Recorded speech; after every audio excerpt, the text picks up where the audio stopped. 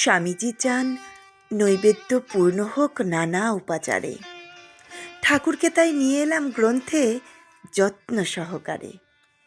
ঠাকুরের মুখে বহু শোনা গল্প নিয়ে এবার লিখতে বসলাম কবিতা।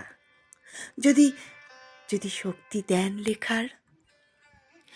6 কি 7 বছর বয়স ঠাকুরের যখন, প্রথম ভাবাবেশ একদিন দেহে হলো তখন। একদিন সকালে ঠাকুর ছোট্ট চুবড়িতে মুড়ি নিয়ে খেতে খেতে যাচ্ছিলেন ক্ষেতের আলপথ দিয়ে। এদিকে আকাশের সুন্দর গর্ভিণী মেঘের হলো উদয়। খেতে খেতেই আকাশের রূপ দেখছে তাঁর চক্ষুদ্বয়। দেখতে দেখতে আকাশ কালো মেঘে ছেয়ে ফেলে। এক ঝাঁক বলাকা মেঘধার ঘেঁষে উড়ে উড়ে চলে। প্রকৃতির রূপে হলো কি মন কাড়া রূপের বাহার। প্রকৃতির রূপে তন্ময় ঠাকুর বাচ্চজ্ঞান রইল না আর। পড়ে গেলেন সংজ্ঞাহীন ঠাকুর, মুড়ি পড়ল ছড়িয়ে। লোকে তাঁরে বাড়ি পৌঁছালো ধরাধরি করে নিয়ে। ঠাকুর ঠাকুর সাহস করে ব্যাখ্যা করি, ওগো তোমার তন্ময়তা। মার্জনা করো গো ঠাকুর তোমার সন্তানের প্রগল্ভতা। কালো মেঘকে কি ভেবেছিলে শিব বিশাল দেহ নিয়ে? বকের সাদাকে ভেবেছ ধুতরা, পূজা হচ্ছে যা দিয়ে। নইলে নইলে কালো মেঘ ভেবেছ তুমি শ্যামে চিন্তামণি। বকের সাদাকে ভেবেছ কৃষ্ণবক্ষে রাই বিনোদিনী।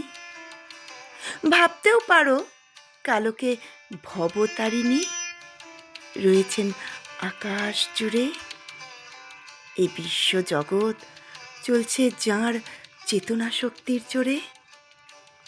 শৈশবের প্রকৃতির রূপ ঠাকুর দিল দিল তোমায় দিব্য জ্ঞান। তাই তো শিব শক্তি ভবতারিণীর চরণে অবলীলায় পেলে স্থান।